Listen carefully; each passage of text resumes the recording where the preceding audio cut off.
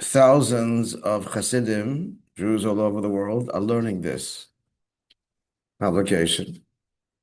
And every yeshiva, every chassid, thousands and thousands. So I'm going to tell you what this is, what we're learning. I'm teaching it each morning here in MTC as well. It's posted on our YouTube channel. So what's the story? This book called Yemei Bereshis, the Early Years. It's a beautiful book, actually compiled by a friend of mine, Rabbi Yosef Greenberg, the Shliach in Anchorage, Alaska.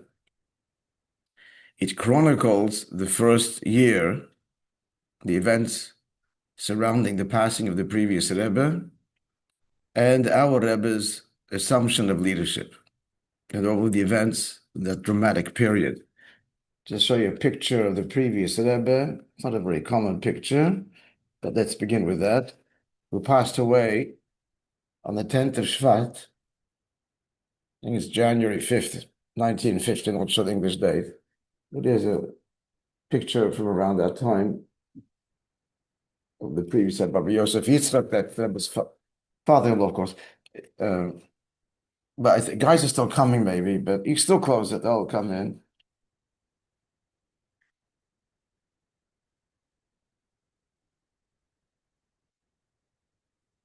Yeah, we want to try and start on time because the beginning of the shir is critical to the rest of it.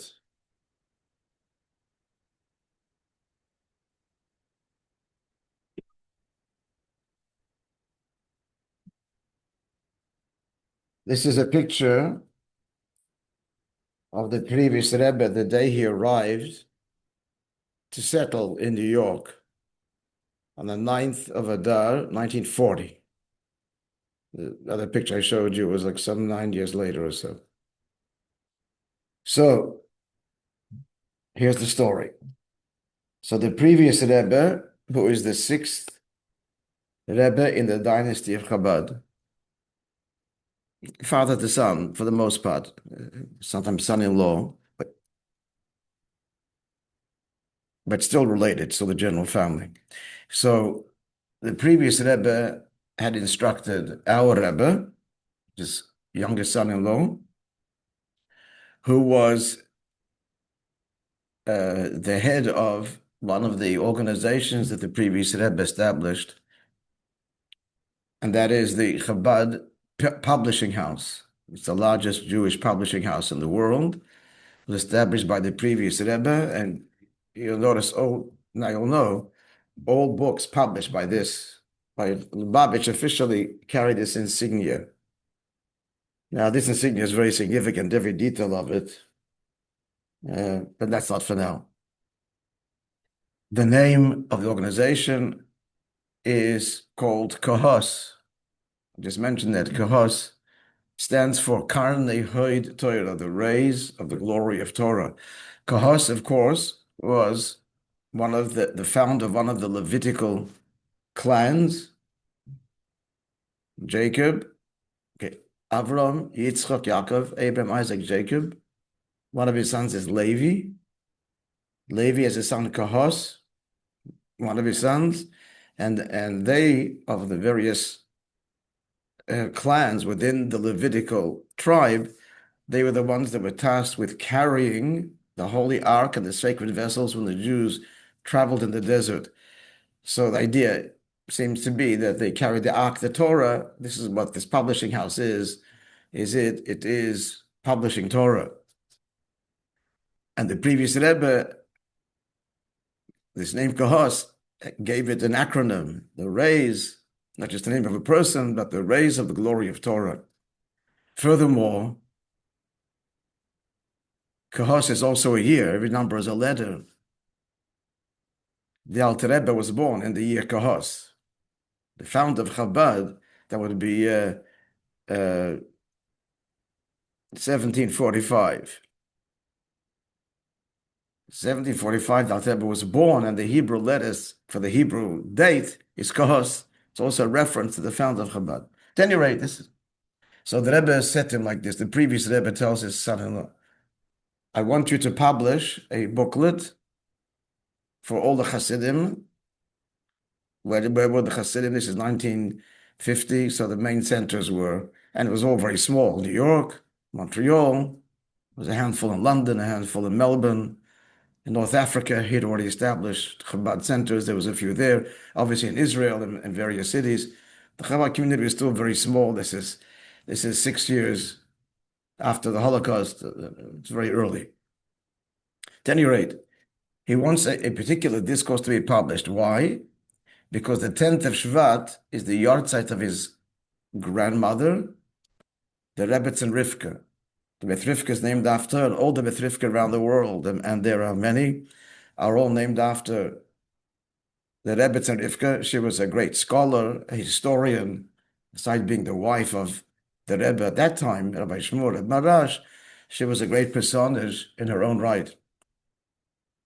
So her yahrzeit is the 10th of Shvat, and 3 days later, the 13th of Shvat, is the yahrzeit of his mother, the Rebbetzin Stern Sora, who's buried in New York. She died in New York, came with him to America, and she passed away in New York. So he wants a discourse to be published, to be learned by the Hasidim in their honor, which is what happened. But it turns out, by divine providence, that he passes away on that Shabbos morning. It was the 10th of Shvat, Pashas Boy, 8 o'clock in the morning, when the previous Rebbe passed away. So it comes out that this discourse that he had instructed to be published in honor of his grandmother and mother actually turns out to be in connection. Of course.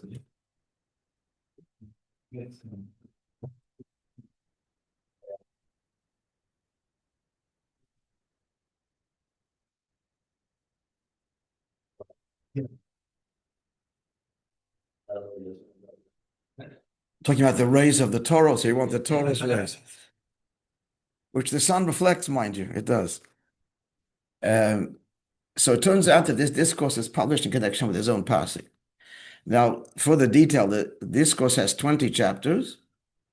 Now, he had said this discourse, had delivered it at a gathering called the Fabrengen many years earlier. In fact, 1933 in Riga, but it was never published.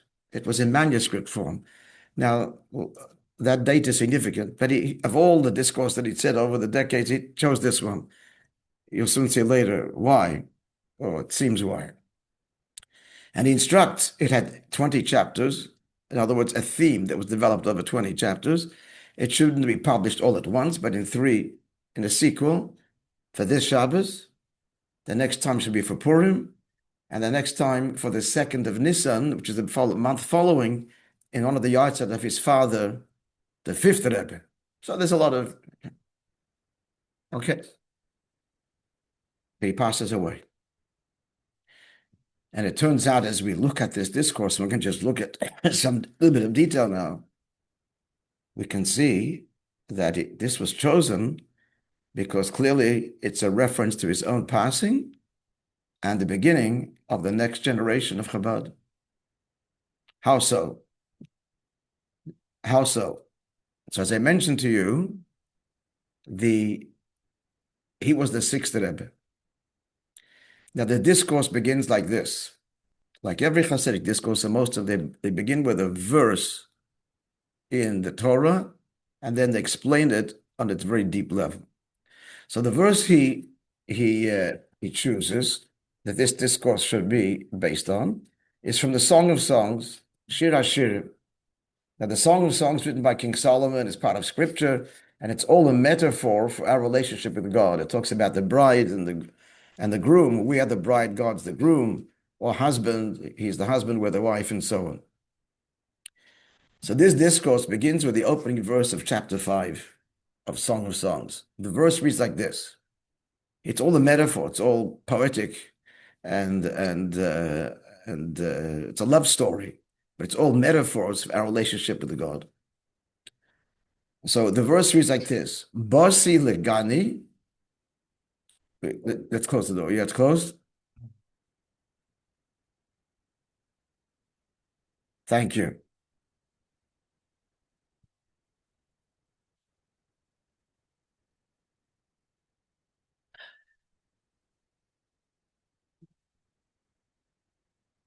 So the verse begins like this. I have come, Bosi Legani. You've learned these discourses a little bit. Bosi Legani, I've come to my garden. Achoisi, my sister, the Kala. Now, just a note, my sister, there are many terms of endearment that husband and wife uses. Mommy, sister, because a wife has many dimensions. She's not just wife, she's daughter, she's mother, she's sister, she's friend. And that relationship exists with us and God as well. So here the metaphor is sister, but that's not the focus right now. That is addressed, what sister means, what these different dimensions mean in a relationship with God. There's a sibling relationship. There's one where we are the recipient like a daughter. There's a wife equality. And then there's where, like the mother, we give God, we nourish God. All of these very nuanced, very deep relationships. But the focus is not the sister, but the first part of the verse. So primarily, I have come to my garden, to my sister, the bride. What is it referring to? So the discourse begins by quoting the Medrash, our sages. And I want to tell you now that this commentary appears in two places in rabbinic literature. And the previous Rebbe sends us to, I'll get to it soon. Mind-blowing stuff coming. But meanwhile, the basic story. So he quotes the Medrash. Our sages explain in rabbinic literature the meanings and the allusions of these verses. So the Medrash notes, it doesn't say I've come to the garden, to my sister the bride, that it would imply that God is meeting with us somehow in the garden, which is obviously this world. It's the garden. But my garden, not the garden, but my garden. And furthermore, the Medrash says the word garden, gan, if you add another nun, gnun means a intimate meeting place. So the implication is an intimate encounter. Some say it means a bridal chamber, but gnunya means a place of meeting. My garden, not the garden. Implicit in this is, it's not the first time God's coming here. I'm coming back to my garden. And the Medrash elaborates. The beginning of creation, at the outset, God's presence was manifest on earth. But then there were seven successive sinful generations that pushed back the divine presence metaphorically to the seventh heaven. That's where seven heaven, the whole world has picked it up. It's from Jewish Torah literature. Seventh heaven. And the first sin, of course, was Adam and Eve, and then there was Cain and Abel, and then all the way down to the Egyptians during Abraham's time, not the Egyptians of the slavery, that was later. 7 generations. And I was pushed back, banished from my world. One level, another level. Then there arose, the Medrash continues, 7 tzaddikim, and the Medrash elaborates. It goes into detail of the sins and likewise of the 7 tzaddikim, who successively, generation after generation, drew my divine presence back into the world. And the 7 are, in order, father to son, Avraham, Yitzchak, Yaakov, Levi, Kahas, Amram, Moshe. Moses is the 7th in direct succession from Abraham, direct succession, father to son. They were all the respective leaders in the generation, and great tzaddikim, and they and the people that they inspired drew God closer and closer till Moses. And Moshe drew the divine presence from the first heaven back to earth, into the world, the giving of the Torah, and primarily because through him, through God's instruction, the Mishkan, the home for God, the literal sanctuary, the tabernacle, the Mishkan was built. And the Holy Temple of Jerusalem is modeled on that. It's just bigger and permanent. But in essence, it's the same building. That's the meaning. I've come to my garden, to my sister the bride. It's a reference to the 7th generation, Moshe Rabbeinu, through whom the Torah was given and the Mishkan was built. Right there, we've got a huge allusion to what's happening now, his passing, and the next, because he was generation number 6. And now, on this day that he said this discourse should be published, was the transition to the seventh generation. But it goes more than that. Two things I want to point out, and then actually I want to get into next week some of the depth of the teaching. But first, it's important to know the background a little bit. Now I'm gonna, where is it? Where's the blue folder? Here. I'm going to show you. Okay, it's actually here. You can see it after, but I'm going to show it on the paper here.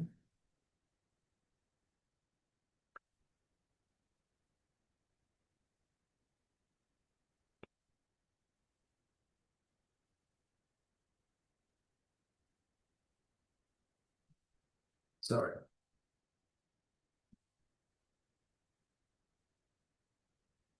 So this, friends, what you're looking at is a photocopy of the original discourse. Looks similar to this, was this size. That was Friday night in 770 on the tables for people to learn in honor of the Yahrzeit. That was the original instruction of the Rebbe and Rivka, and then later the Rebbe and Stern. And it was sent by mail to all the Chabad centers of the few here in Montreal, London, around the world to study. Now this little box, you can see Yosef Yitzchak, previous Rebbe's name, and it's given for the 10th Yud and your Gimel Shvat. This little box over here is a photocopy of the inside page. Like that inside page. Now, what it says there is the Rebbe signs it, not with his name, because he's the head of the publishing house, and he's telling the reader that the previous Rebbe, my father-in-law, my saintly father, may live and be well, instructed that this be published in connection with the yahrzeit of his grandmother and his mother. Shockingly, and most people didn't notice this, but the word shalita, you can see it there. Shalita it's an acronym. And it's a term we use. It means that he live long, good years.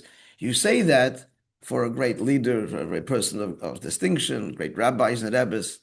We would say that, write it when we address them, and even when we talk about them. They would say the Rebbe Shalita. It's not a word, it's an acronym, but it just says all of that. And now that acronym has 1, 2, 3, 4, 5 letters, because Sheyichye L'Yomim Tovim Aruchim. But on the inside, there's a printing error. This never happened in the history of the publishing house, that the underlining, you can see it, I'll pass it around, the Yud is missing. Printing mistake, which stands for days. No more days. And moreover, he passes away on the 10th, Yud Shvat. 99% didn't notice this, and maybe only later people did, but that's just the fact. There is a photocopy of that. Now, it gets even more hair-raising. I want you to consider the following. So, number one, as I said already, it's already seventh generation. It's already a powerful connection. He's the sixth. It's going over to the seventh. But moreover, when he talks about the seventh generation, and you can see it here, I've underlined it. So he quotes the Medrash. It's not him. He's quoting the Medrash. It says that there were seven sinful generations, 7 righteous, and the 7th one drew the divine presence into the world. That's the meaning of I've come to my garden, to my sister, the bride. And the bride, significant because giving the Torah is a marriage. The marriage between us and God, and the chuppah, that was the chuppah. But the previous Rebbe, at the end of quoting that Medrash, in brackets, quotes from another Medrash, another place in rabbinic literature, where it talks about the significance of the seventh day of the week is Shabbos. The 7th year is the sabbatical year, and many examples of 7. And the Medrash there concludes, unrelated to our subject, it's just dealing with 7, says, and all 7th are beloved. And the previous Rebbe chooses, in brackets, to insert that here, emphasizing all 7th are beloved. Further emphasis on the transition that is going from the 6th, his own generation, to the 7th. And now one more thing. You can see I've underlined a parenthesis at the top line, some background. The previous Rebbe, in his discourses, would quote, but not give the sources. Just quote them. When his discourses were published, those sources that were not commonly known by the common reader, the Rebbe, as the publisher, would give the source. But otherwise, regular verses throughout scripture and stuff, the reader is expected to know all these basic quotes in the Talmud. Don't get sources. Not in the text, and not even at the bottom of the text from the publisher. Here, strangely, the previous Rebbe here, this is what he writes. So, please close the door. Yeah. Basi legani achoisi kala. I come to my sister, my sister, the bride, and then says, and it says in the Medrash, in Medrash Rabbah, bimkoimoi, and it's on its place. What does he mean by that? Bimkoimoi means the midrashic rabbinic commentary on the Song of Songs. That's where this teaching is. Now, where else would it be?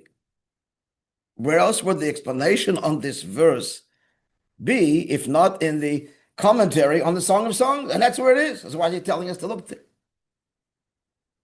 So a bit of research, let's look it up. We find, this commentary about the 7 sinful generations and the 7 righteous actually appears in 2 places in rabbinic literature. One in the commentary of the Song of Songs, and the other in the book of Bamidbar, Parshas Nosai. The identical teaching, with one difference: who said it. And the previous Rebbe wants the reader, the one I'm talking about, although the teaching is the same, I want you to see the one on the Song of Songs. He's pointing the reader unusually to the source. So let's look it up. Now here's photocopies of the 2 places. So the same teaching, Medrash by Parshas Nosai, the author of it is the 7 that way, Rabbi Shmuel. Very nice. But then you look up, who's the author? Because he's telling us, I want you to see the one. The author is Omar Rabbi Menachem Chasnei. Rabbi Menachem, his son-in-law, said, the hair stands on end. The author of the teaching, Rabbi Menachem, his son-in-law. Again, the strong allusion to it's now going from him to his son-in-law, the next Rebbe, Rabbi Menachem. Now, I don't know how many times his name appears anywhere else in the entire rabbinic literature. I don't know of any other. I don't know, so it's definitely not common, but maybe. I don't know. But at any rate, the previous sentence wants the reader, bimkoimai, which medrash am I talking about? Take the trouble to look it up. So he's alluding to his passing and it being given over to the next generation. Now, as this book dramatically records, this is a picture from the early years, obviously. Actually, it's coming back from a chuppah. Someone snapped this picture, the photographer. So, as this book records, the Rebbe resisted assuming the title of Rebbe and the leader of Chabad Lubavitch. He resisted it strongly. Without going to all the details, it's fascinating and very beautiful. But I'm just going to say that is the hallmark of true leadership. It's the opposite of the way leadership is out there, where you vie for the position, you pay, you promote, self-promotion. The one who does the better job gets voted in. But in Jewish leadership, it's the opposite. It's the one who doesn't want. And with this Just like Moshe. This week's parsha, Moshe Rabbeinu, actually argues with God for a full week. Not me. My brother Aaron is more deserving. I'm not going to, all kinds of arguments. He says, I'm not going to end up bringing them into Israel. He knew that intuitively. So appoint someone that will, Mashiach, whatever. That's the true leadership. Because it's not an ego trip. It's not a power trip. It's the opposite. It's total and absolute devotion to the people. I've mentioned this in Shul. The model in the world for leadership, for a structure, whether it's a company or government or anything, is a pyramid. The pyramid model. So the CEO, the president is at the top, the prime minister, the king. Everybody serves him. You all get a cut along the way. Otherwise, why would you do it? So there's a motivation. But it's all, if you're working in a company, as far as the company is concerned, you're there to bring profit to the company. At the end of the day, the company is the owner or the owners, the partners. Again, you're going to get your reward to motivate you, but we hired you for me. That's a pyramid. That's how government, that's everything works. It's a pyramid system. The Jewish symbol of leadership is the menorah. And the menorah is the opposite of the pyramid. The base is a point, and it goes like this. The pyramid, the point is here. Here, the leader's at the bottom. The leader serves the people. And the seven branches of the menorah actually represent, like your tefillin, 7 times around your arm, the 7 personality types. There are 7 personality types. A true leader, he's there to serve them. It's like the opposite kind of leadership. It's total selflessness. It isn't a power trip. It's the opposite. It's every ounce of that I am is for you. So Moshe Rabbeinu resists, and the Rebbe's story was similar. Like all great leaders, he resisted. Now was the time. That's a lot of this book is recording of how the Hasidim were petitioning and asking the Rebbe. See, he was the youngest son-in-law, so also wasn't that obvious. The youngest son-in-law, the older one, who also he wasn't campaigning, but he initially believed logically that he was to be the successor, which is why looking up that Medrash, Menachem, his son-in-law, was so significant, because there are two. Previous Rebbe saying, I mean my younger one. In the end, that's what happened, but it wasn't that obvious. My grandfather told me and others in Australia, wherever the Hasidim were, as the months progressed after the previous Rebbe's passing, they sent letters signed by the entire community. One letter, we want you to be our Rebbe, and we devote ourselves to be your loyal Hasidim and disciples and guide us, and so on.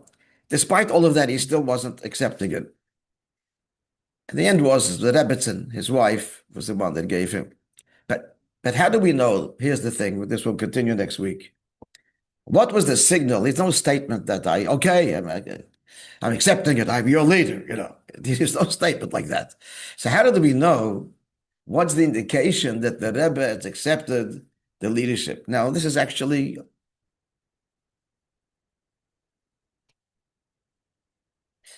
it's recorded, published and recorded. So the first year anniversary of the passing was a Farbrengen. Of course, Chassidim get together. That's Jewish custom. We come together. And the Chassidim had put an ad in the ads in the big New York Yiddish newspapers, and people came. It was quite a crowd that came to 770. The Rebbe speaking. That wasn't new. The Rebbe conducted Farbrengens and shared Torah before. In fact, the previous Rebbe instructed him every Shabbos Mevorchim to conduct a public Farbrengen. So for even the lifetime of the previous Rebbe, once a month on Shabbos after davening, a small crowd, 20, 30 people, 50, I don't know. The Rebbe spoke for an hour or two because Farbrengen, little l'chaim, because as per his instructions in the previous Rebbe, so he was already, those who knew, already somewhat publicly speaking and giving Torah. That wasn't novel. And certainly now it's the yahrzeit. He was going to lead the gathering. But then at 10:40 p.m., it underwent, like, his face, it was pale, and it was a transformation. And the Rebbe said a few words. His voice broke. You can hear it in the tape. And he says that in the Maimer, the discourse which the Rebbe gave out, what turns out the previous Rebbe, the Rebbe, for his own passing, begins with, and then there's a pause, and you see he's talking back and he begins, starts quoting in the melody that only a discourse is said. Other talks are just said as you speak. Is a whole melody. You could watch it. There's videos, hundreds of them, of the Rebbe saying in Maimer. Only a Rebbe can say a Maimer. And a Hasidic discourse is like being at Mount Sinai. It's a revelation of godliness. It's an awesome. And the Rebbe is saying in Maimer, that means he's a Basi Lagani. And he goes on to say this profound discourse. And it's based on, we'll quickly wrap up, based on the first chapter of the previous Rebbe's discourse that he'd instructed to give out. And then it was edited and it was simcha all over the world. The Rebbe's accepted the Rebbe. He said a maimer, the only a Rebbe says, can say a maimer. More detail for our other time. I just want to bring you up to what's going on this year. So he accepted the leadership, and in the course of the year, he farbrang many times and said, Maimarim. Then there came the second anniversary, 1952. So 1952, many talks and a maimer. What was the maimer? Again, begins with Bos Ilagan Yachosi Kalo. I have come to my God, my sister, the bride, and he zeroes in on chapter 2. So there's a pattern developing. The next year, 1953, chapter 3. 1970, he finished. He said 20 discourses every year on the anniversary, plus hundreds, many in the courses of all the years, separate. They're all linked, and there's a pattern, and is explaining in succession. So 1971, people didn't know what was going to happen. So he started again. And he went again explaining the first, and then the 1972, and so continued. So do the math. It's 20 chapters. And the previous Rebbe passed away in 1950. So which chapter is the chapter that we're learning now in the cycle? So the first cycle ended 1970. The second cycle ended 1990. The third cycle began 1990, 20 chapters, ends 2030. In 2000, I'm sorry, 2020, wait a second, 2000, no, 1990, 2010. Then 2010, thank you, begins the next, so now we're 2026. So we're 16 chapters into the fourth 20-year cycle, correct? Hello. Correct. Math. Yes? Yeah, correct. So therefore, what are we left with? When did the Rebbe say a maimer on chapter 16, which is this year's fourth cycle, the 20-year cycle? The answer, of course, is 1966, 1986. That's his booklet.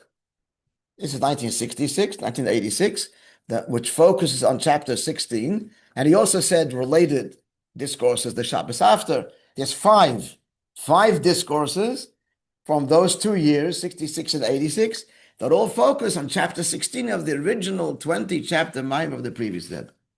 That's what we are learning now. We're learning 1966, then we'll learn 1986. It is very deep and profound. Next week, God willing, I will share with you something extremely profound of what chapter 16 in general, what is being discussed this week. This was an intro. What is being learned this year all over the world. And just to tell you today, thanks to WhatsApp and internet, there's many WhatsApp groups where people are writing questions and commentary and expounding and explaining. There's one WhatsApp group that I'm on. It was established, I don't know how many years ago.